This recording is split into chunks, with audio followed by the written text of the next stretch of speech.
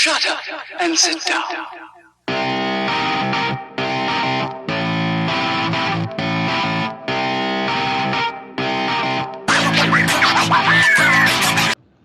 I don't know. I got up like 7 o'clock this morning, took crotch goblins to school, then went to work and dealt with public and broken vehicle shit all day. And I had to get one kid from the doctor's and go get her cast sawed off, and took her to the apple orchard and did the whole pumpkin patch deal. And then I had to take another kid to the walking clinic because she feels like death, and made it home, cleaned up after my little puppy. That's, a fucking bulldog puppy, so he's very destructive. Love bulldogs.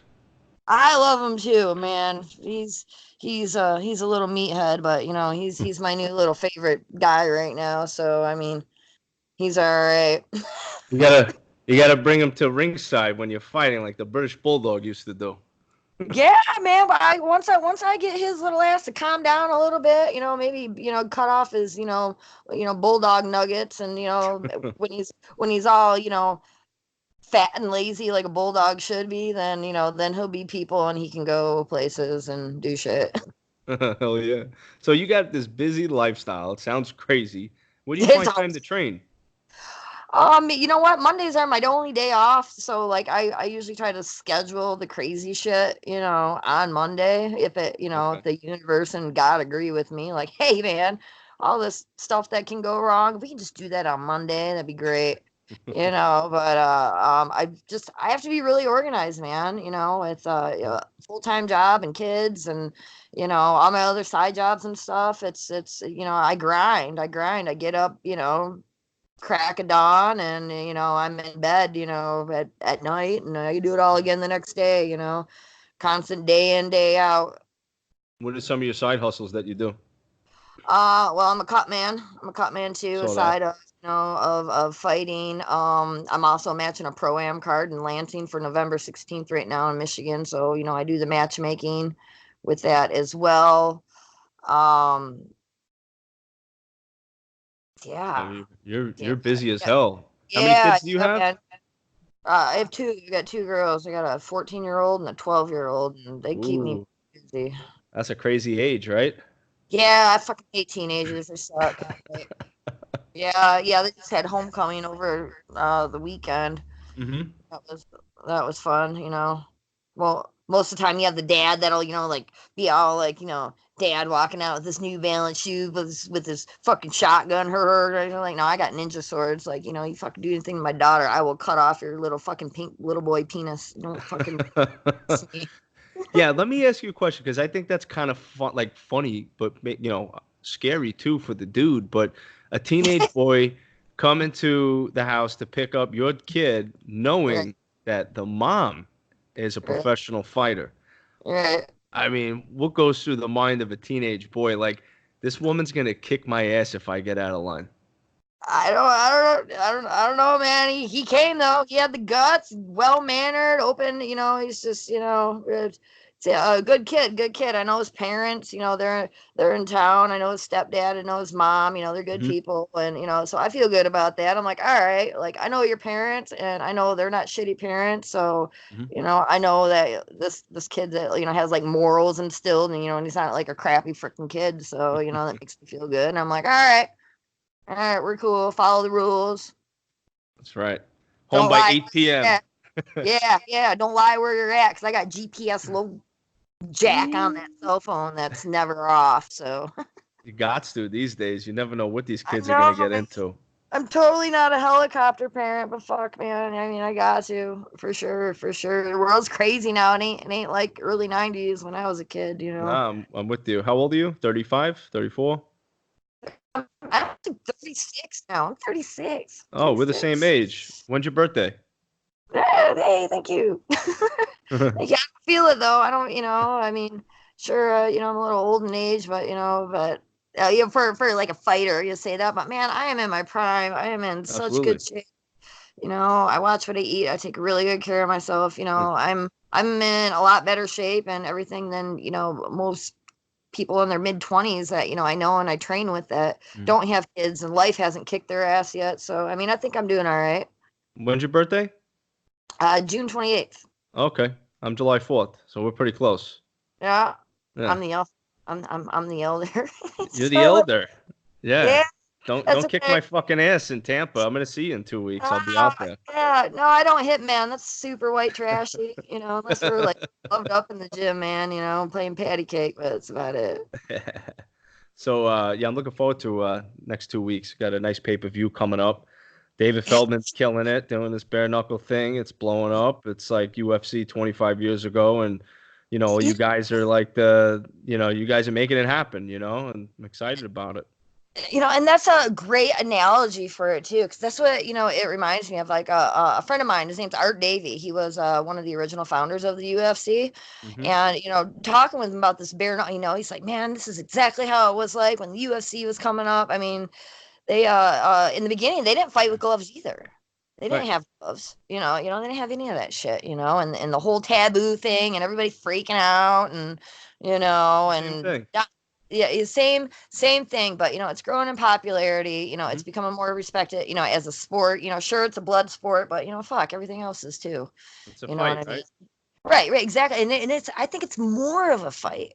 It's more of a fight because there's like all these like different variables that are, different and, broken down, and it's totally different from any glove sport that you're gonna see out there. You know what I mean?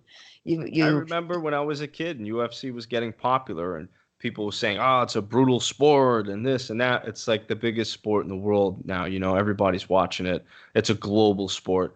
It's the that's same thing. Everything people need to get adjusted and used to it, and people will either like it or they won't, and that's fine too. I happen to love it. I'm a big fan of the bare knuckle. I think this should have happened a long time ago. I have a right. lot of the fighters that come on the podcast and we talk about it. Every fighter that I talk to is very excited to be on it. So I'm glad you're on it. I was watching some of your fights earlier, Yeah. kicking the shit out of people.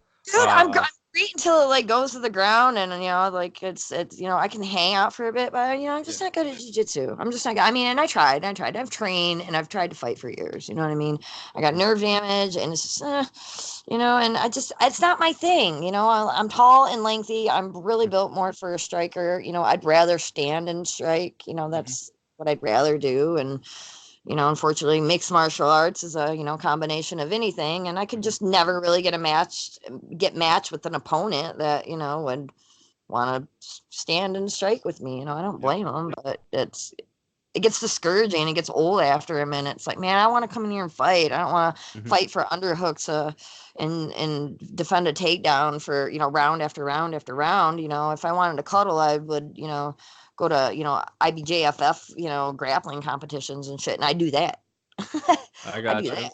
I'd So go you there if I wanted to grapple. so you definitely found your sport then.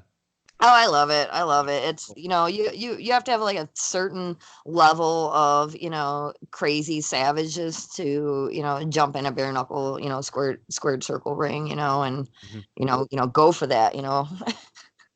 Yeah, it's like I was talking to Diego Garijo, and I love he's Diego.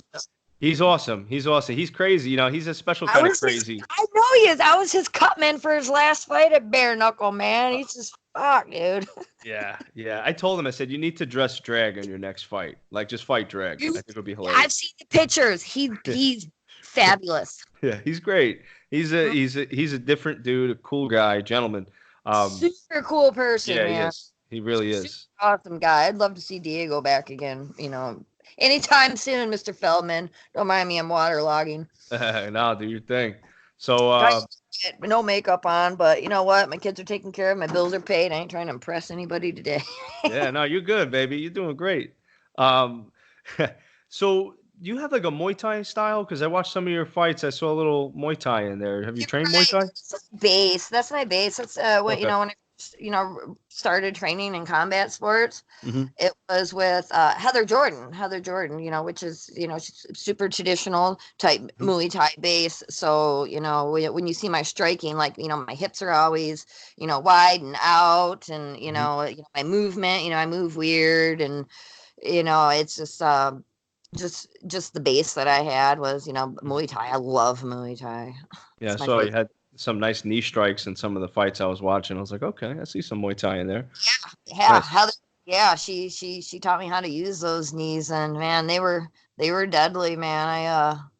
A couple people got hurt pretty bad with those, and they never fought again. It makes you respect them a lot more. Respect to Hmm. block them, and also respect to aim correctly. I've hit in the forehead a couple times and not be able to walk for a couple days after because my knees Yeah. got blowed out. That's the other beautiful art about bare knuckle. I hope you agree with this, but it's people don't understand the precision that you have to fight. You Mm-hmm. need to hit your target or you're breaking your hand. Simple as that. Right, for sure. And it's if you're head hunting or going for the head or trying for that big knockout, you really it's a matter of a couple of training is a huge part of Hmm. bare knuckle. We only have our fist. With boxing we have a larger surface area, so we Hmm. really, I mean, still aiming, but we really don't have to be that precise. And the same can almost be said about MMA. Hmm. Even though the MMA gloves still offer a bigger surface area, more padding, we're able to hit a lot harder, and but we're not going to break our hand Hmm. if we miss. Bare knuckle, you really got to like you just said, really respect the precision with your striking, Hmm. with throwing those punches. Yeah, absolutely. What made you get into fighting? Well, a long time ago. Well, it actually really wasn't too long ago. My fiance, he was a fighter too. Hmm. Amateur fighter. We were both, amateur. I didn't fight. I raced like motorcycles and shit. I was a moto chick. I was out there and racing snowcross and crap, and it was kind of his thing. And I would go to his fights that were like local here in the town where I lived, and it was kind of support deal. And I've Hmm. sitting in the crowd like, I could do that and blah blah blah. Drinking my beer, talking shit like fucking your basic MMA civilian at Buffalo Wild Wings watching UFC. So I Oh yeah. figured, well, all right, I'll get in there and I'll try it out. And I went in, I barely trained. I think I trained like 2 weeks. Went in super cocky, and I got totally gassed out and basically passed out from exhaustion. It was horrible. It's It was crazy. horrible. Yeah, it was nuts. It's so hard. People don't understand the amount of cardio that you need to be a fighter. Like it's insane. It's stupid. Yeah. It's not like getting into a fight either. It's like meet me at the flagpole at noon type of shit. Who you're fighting, when you're gonna fight, and nobody's breaking it up. Any other time you Mhm. would get in a fight anywhere else, man, everybody's breaking. No. And anxiety and different, and Mhm. you're under these halogen lights. You're basically like a chicken egg in an incubator. That shit's hot as fuck in there, Oh and yeah. it's that's a lot of different things, and it's super hard, Mhm. and then kept doing it, a couple, I had some wins. I was like really good, because I really didn't know too much. So I just was basically untrained and just Mhm. was like just savage type fighter. And he ended up passing away in 2011, and then I got like 2 months later I got diagnosed with stage 3 thyroid cancer, and then Oh I wow. didn't think I was gonna fight anymore, and then I just kept trying because I loved it. And I'm like, all right, I can do it. I can do it. Because I made the promise with Aaron, my ex, that hey, one day we're gonna be professional fighters. We're gonna do it. And it was like it was kind of out of reach for me. Like my body's like wrecked from health crap. I was getting Mhm. older. I live up in the country and in hayfields basically, and there wasn't really any, it still isn't, really any good gyms up where I live, and Mhm. Where is and I just Hayfield? no, I literally live on a hayfield. Like I Oh got okay. hay bales in my backyard right now, like fucking alfalfa. Like this is green acres up in this bitch. You know what I mean? What So state are you in? Michigan. Oh, okay. I Oh, live so up North Michigan. I'm originally from the Flint area. You know, okay. yeah, a little bit south of Flint, in a little town called Holly. Oh, my Michigan listeners are going to be happy to hear this now. Oh, I love Michigan. I love my murder mitten. I'll never fucking move from here, you know. But I just kept training, and I kept being resilient, and then I just started traveling all over the fucking place, all over. I would fight like the bad chicks nobody wanted to fight. I've went out to St. Louis, Missouri. I don't know how many times. Wisconsin, Florida, Oklahoma. I fought out in Vegas for Tough Enough, and then finally Oh, sweet. my pro debut. I got a chance. I went out to fight for Ryzen in Tokyo. Oh wow. On like hollow ground at the Stadia Arena. I don't know. I'm probably saying it wrong, but that's like No, the old, it was on you know. YouTube, right? Yeah, I yeah, saw yeah, it. yeah. I saw it. Yep, Yeah. yep. With my Harley Quinn getting all weird, going out there. Yeah, yeah. Yeah, Oh, man, cool. I love it out there. I got so weird in fucking Japan, and that was great. So I got to do that, and that was that was like basically my ninja dream. I was like, fuck, man, this is like the UFC for me. Screw UFC. I wanted to go fight where the Pride people fought. Like I had Lynn Hart with like da, da, da, da, da, da, da, screaming my name, all weird shit. Fucking loved it, man. Like there's no other feeling. 38,000 people in this arena. You Wow. know, it's huge. That's huge. That place was sold out. So when you're in the ring fighting, do you hear the crowd or it's blocked out Yeah, at that point? it's usually blacked out. Like I can Yeah. feel it walking out. I can feel Hmm. them. 'Cause you can feel it. Like the floor is shaking, and Yeah. you can just feel the waves in the air. And I try not to focus on like individual faces or Hmm. anything. It's just like it's tunnel vision at that Yep. point. Hmm. You're just kind of eye on the prize type deal. Absolutely. Even What do you? yeah, even during the fight too, I don't hear anybody else besides the referee, my Yeah. coach, and my opponent's coach. Yeah. Yeah. That I believe that's that. it. Everything else is like static. It's like TV static. Do you know if Stitch is going to be your cut man? I don't know. I don't know if Stitch would be my Uh, cut man or be my opponent's cut man. I'm going to call him up and tell him I want him to be your cut man. Yeah, I should I'll call him. call him. Say, It Stitch, depends on come what on, man. corner I'm in. He'll usually be assigned to, like the home team corner. Okay. So my opponent might get him. You know what I mean? Okay. Hopefully so. I like Stitch. He's a good guy. He was on the podcast too. He's a cool dude. Whether he's my cut man Yeah. or not, I'm still giving him a hug. Yeah. Give him a little love. I love giving him love. Teal Stitch. Teal Stitch. Stitch. Wonderful, brilliant, awesome man. I Yeah. adore him. So how'd you get involved with BKFC? I first came out cornering a fighter friend of mine. His name is Hmm. Tony Kryptonite Lopez. A lot of people are familiar with him. He's Hmm. basically the last of the Iron Men. Hmm. Dude fights as much as they'll possibly let him. Actually, he just had a title fight over the weekend that he won. Oh, Yeah, beautiful. TKO, like the first round, I think. Round one or Man, round two, close to he's a that. warrior, man.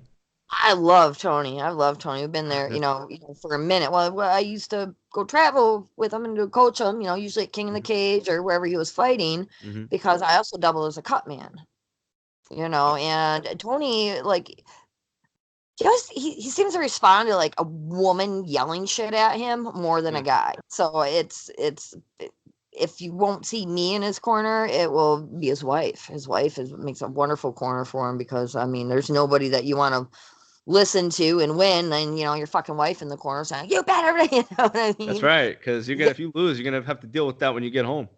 Right. I don't want Well, to deal with that. taking time off, and I mean, he's trying to fight, make money, and Yeah. support his family and stuff, and that's hard to nowadays when if you're not signed to a big huge company that where you're getting these big paychecks. So, but I started cornering Tony. Tony and I went to bare knuckle, and of course I see other people from the MMA community that that I've known for a couple of years that are also at bare knuckle. Hmm. Like there's Dak and Beck's coaches, and I knew them from Invicta, and a couple boxers that I met that I didn't quite know yet. Were out there, and um, Kendall Grove, his people over there, from out west, and Hmm. I just kept going with Tony, and then one night Stitch was something was up with one of the cut men or something. And Stitch seen me there, and he's like, "Hey, this is Sheena. Sheena's from the MMA world. I know she can work cuts really good, and you should really think about her. You know what I mean?" So in Cancun, that actually ended up happening Okay. when I actually went down there with Tony when he had that Joey Beltran rematch. Yeah, Joey's a good dude too. Right. I love yeah. Yeah. I love all those guys. It's like one fight family. We're like a, dysfunctional circus. We travel all over, and Yeah. it's basically, we're just like carnies of the fight world. We're Yeah, I all was over the talking place. to I was talking to Joey Beltran a couple months ago, and he's excited. He's dying to get back into the ring. I think they got something going on for the next event for him. That's good. That's good. I hope they get him back in there. Joey's, he's always fun to watch. He's always extreme great. Whether you're watching him compete in MMA or bare knuckle, and I'm sure he's just a peach to work with, just because he's so cool and just like whatever. Yeah, he is. Yeah, he's a Cali boy. He's just chilled out and. Exactly. He's just cool people, man. Yeah. Cool people that you want to be around. That's, Joey, good old Joey Beltran. Well, and just hanging out with these guys and, and getting to know them. And I've known Nate Shook, the matchmaker, for, bare knuckle. I've known him for years too. And just basically got my way in and, got a fight. I seen, Nate post like, hey, I need a fight. And I'm like, hey, I'll take it. You bare knuckle? I'm like, fucking ain't right, I would. Sign me up. I would love to do that shit. Are you sure? Yeah. Why not? Hell yeah.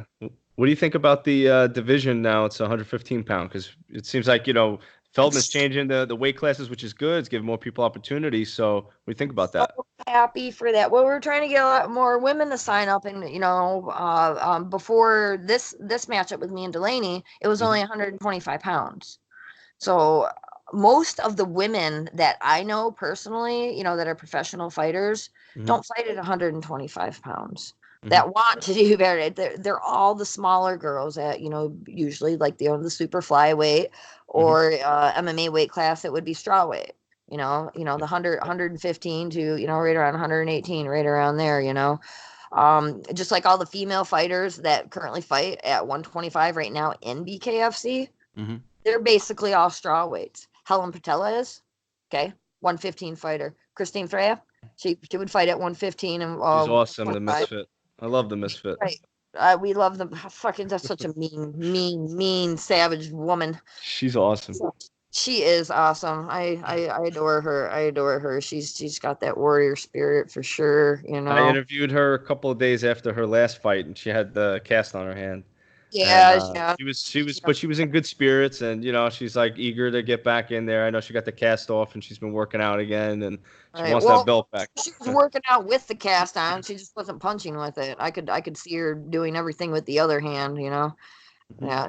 There's no putting that girl down. You know what I mean? She's find a way to work out and keep her chops up regardless. It doesn't matter.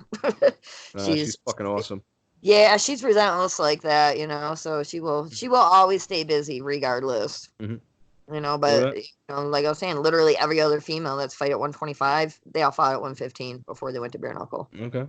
Beck Rawlings, Britton Hart, my former opponent, Ivana Coleman, we were all, in that lower weight class. But now I think with the official, releasing, now that there's more in that 125 division, that we can open up the smaller weight class. So some of these other girls that were maybe feeling a little reluctant about fighting bare knuckle at 125, we now have the smaller weight class available. So, there's no need to worry about the weight. There's really not that much of a difference. Basically, we're all the same size there anyways.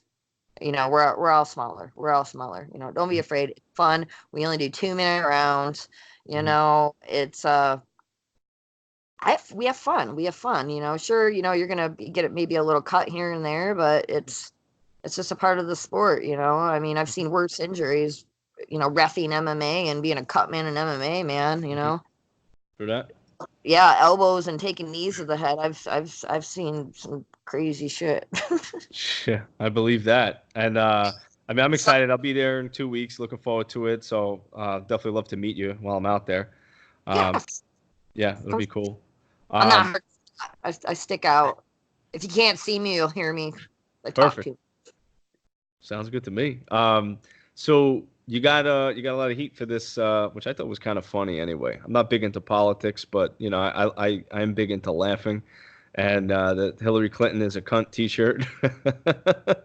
So give me the backstory. I got to know why you wore the shirt. What was going on? Tell me all about it. Loving to hear about it.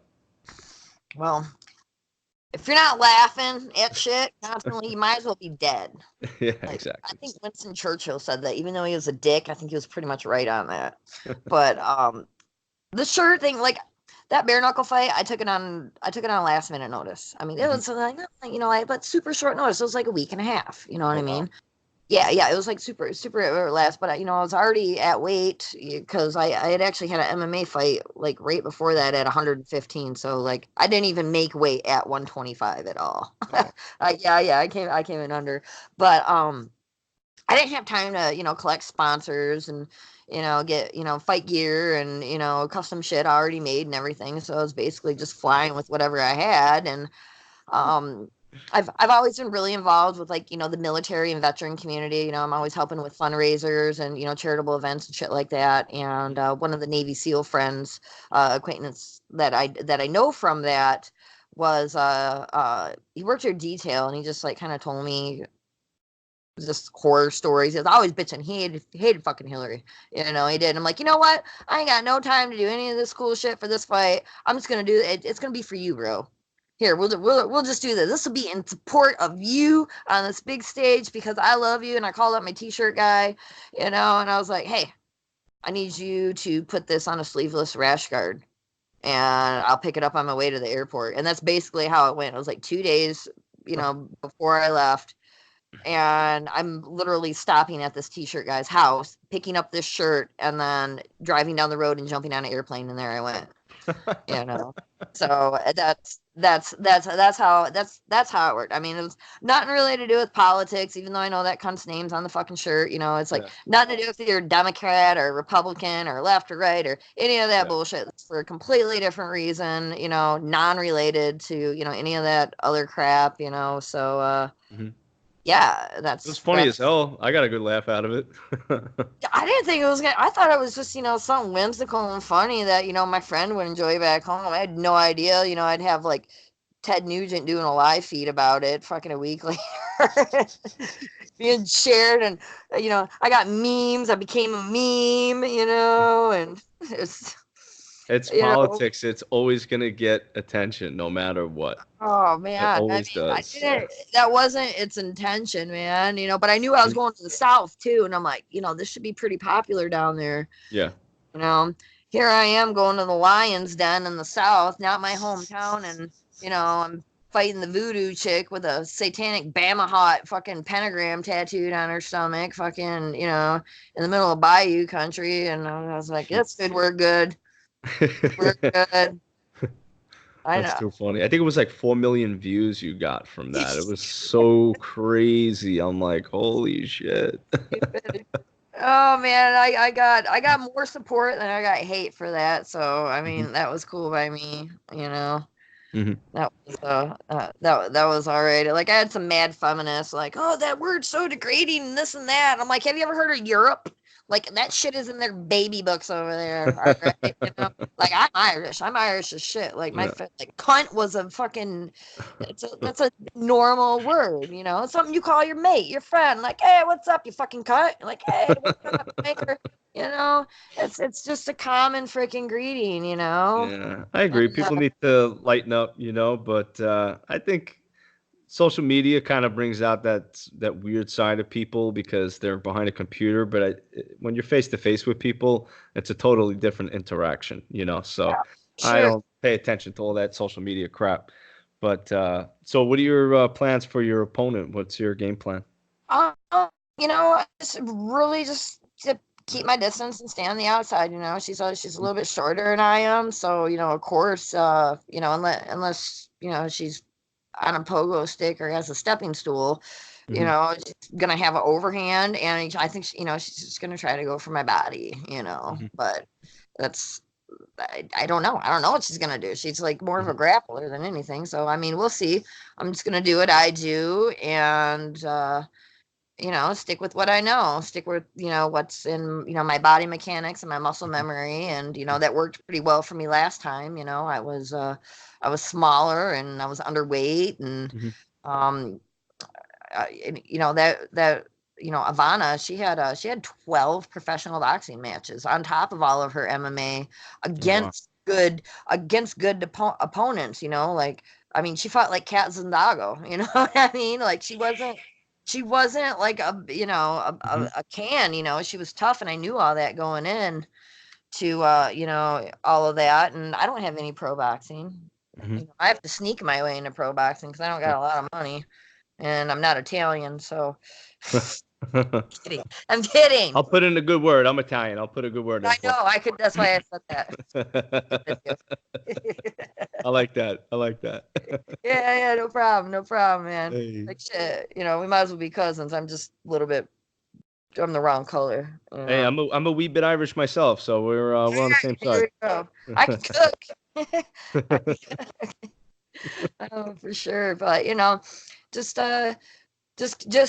gonna do me, and see how it goes. The plan always changes in a fight, so I'm not trying to be one dimensional with I'm gonna do this and this, and she's gonna do this, and oh man, I'm just gonna go in there, feel it out, see where it's going, and then I'm gonna start picking my shots. My shot. All right. I'm seeing the habit. I'm seeing how I can make you move this way, and how I want to make you move, because I'm gonna make you move this way so I can do this. Well, hopefully you'll hear me out there yelling your name, because I'll be there live, and I can't wait to see you fight. It's gonna be awesome.